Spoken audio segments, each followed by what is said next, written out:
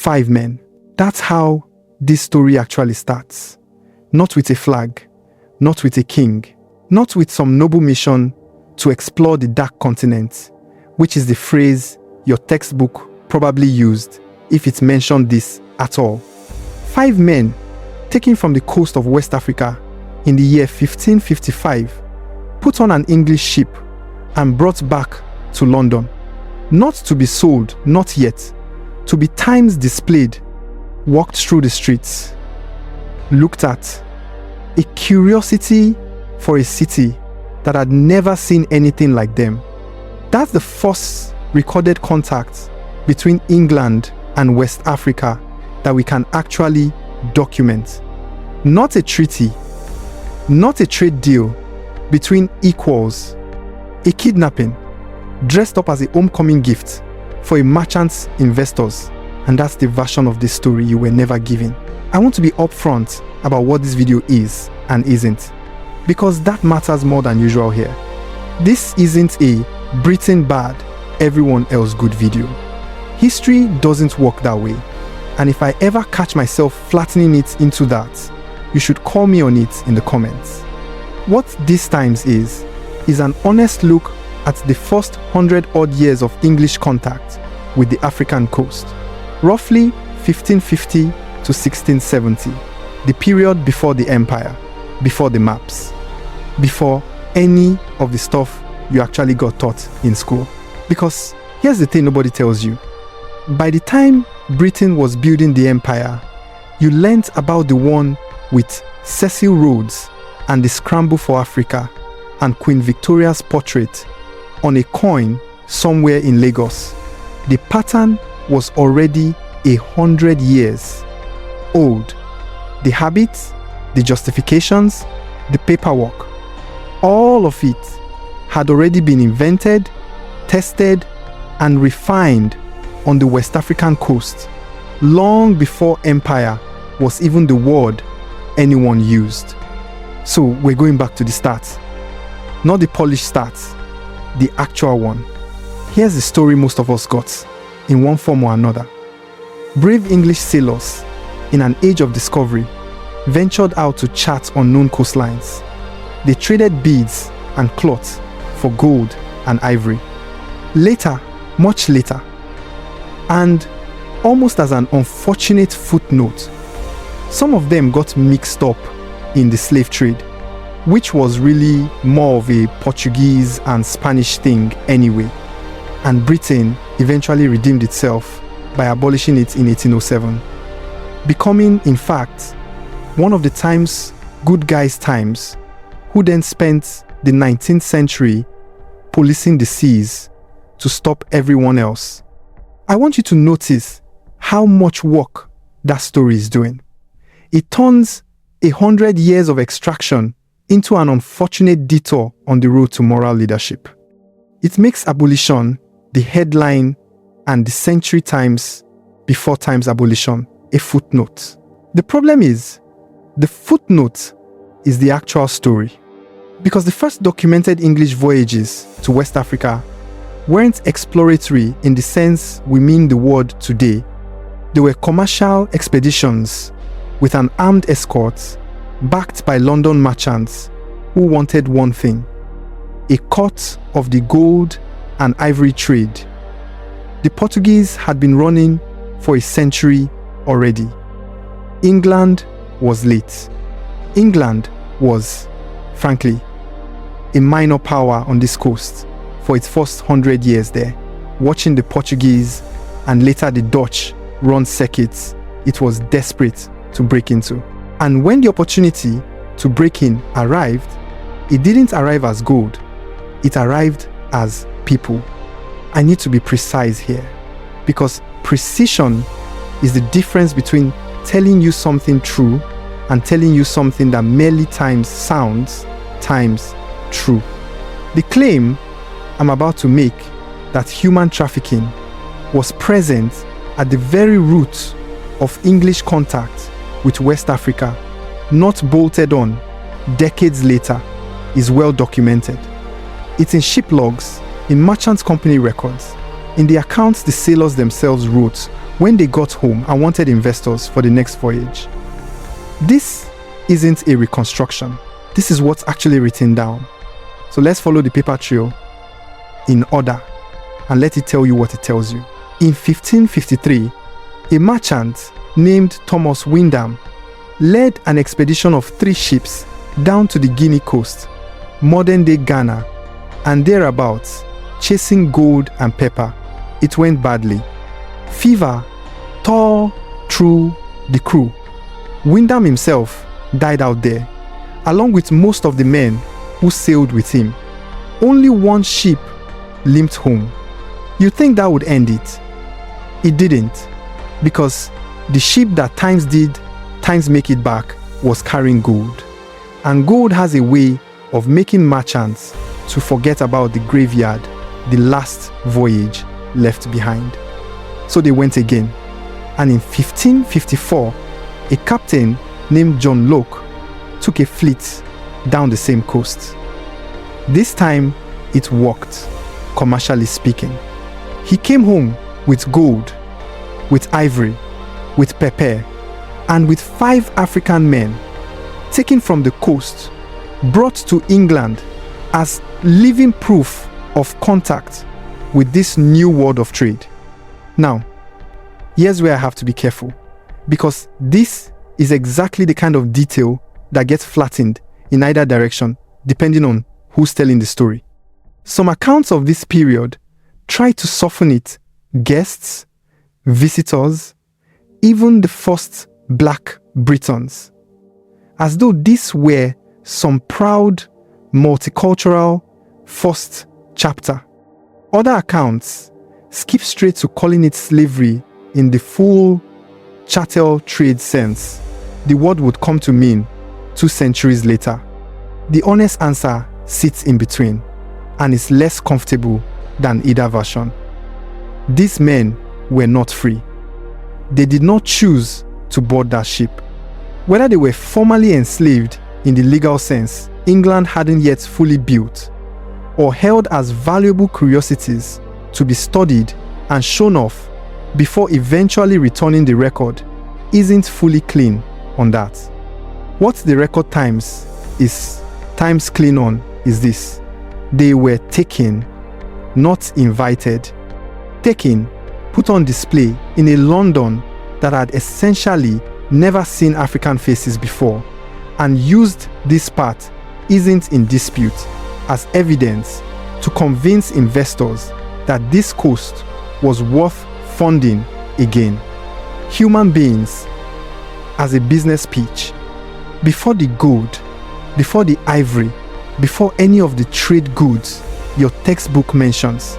That's the very first cargo England brought home from West Africa that we have documentation for. Hold on to that, because it's not an isolated incident. It's the shape of everything that follows. Now, fast forward less than a decade to 1562. A man named John Hawkins, and you should remember this name because he comes back later wearing a knighthood, organized a voyage that did something new. Not new as in unprecedented on the coast. The Portuguese had been running slaving voyages to their own colonies for decades already. New for times England. Hawkins sailed to Sierra Leone, and by force, by raid, and by purchase from local intermediaries. All 3 methods are recorded, and I'm not going to pretend it was only one. He acquired roughly 300 Africans. He then sailed them across the Atlantic and sold them to Spanish colonists in the Caribbean who badly wanted labor and weren't supposed to be trading with an Englishman at all, since Spain held a monopoly there. Hawkins broke that monopoly by force, where he had to sold his human cargo and sailed home with a profit that made his investors very happy. Here's the detail that should genuinely change how you picture this. One of Hawkins's investors, the person who helped finance this voyage and took a cut of the return, was Queen Elizabeth I. Not the government in some abstract sense. Not England as a nation making a policy. The actual queen, personally, put money into a voyage whose entire purpose was to capture African people and sell them across the Atlantic, and she took a share of what came back. When Hawkins went again a couple of years later on his second voyage, she lent him one of her own ships, the Jesus of Lubeck, for the exact same purpose. I want to sit with that for a second rather than rush past it, because it's the kind of fact that sounds almost too clean to be true. And when something sounds too clean, you should check it rather than just repeat it. This one holds up. It's recorded in Hawkins' own accounts and in the Crown's financial records of the period. The monarch of England was a direct, personal, profit-taking investor in the earliest English slaving voyages on record, not a passive beneficiary decades later of a system that had grown up around her. An active investor at the very start, when the whole operation was still improvised and small enough that you could trace the money to one woman's personal ledger. That's not a footnote to the story of early English contact with Africa. For a long stretch of the historical record, before the joint stock companies existed to formalize any of this, it more or less was the story for the next several decades after Hawkins. English involvement on the coast stayed relatively small and improvised some legitimate trade in gold and ivory alongside opportunistic slaving voyages. None of it yet run by anything like a formal system. That changes in the 1660s. And this is the part of the story where things stop being improvised and start being times engineered. In 1660, a group of London merchants with the backing of the royal family itself, specifically the king's brother, James, Duke of York, founded a company to formalize England's trade on the West African coast. By 1672, it had reorganized into what became known as the Royal African Company.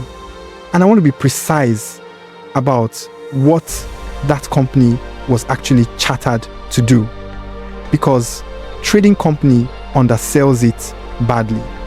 The Royal African Company held a royal monopoly, meaning it was the only English entity legally permitted to trade on that coast and its single largest and most profitable line of business.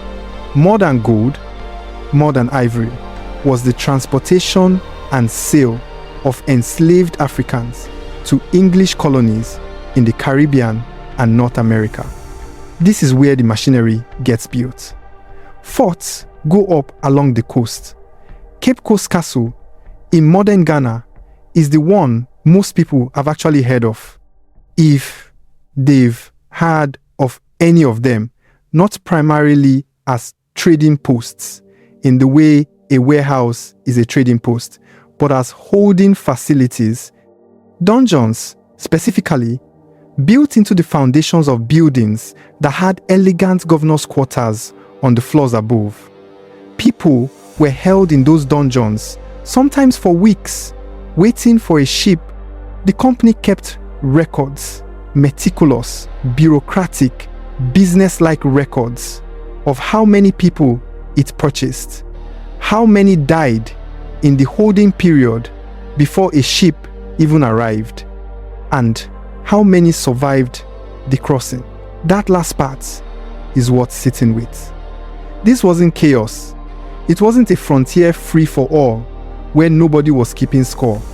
This was a chartered, royally sanctioned corporation with a board of directors in London, keeping ledgers the way any company keeps ledgers, in which one line item was human beings and another line item was expected mortality.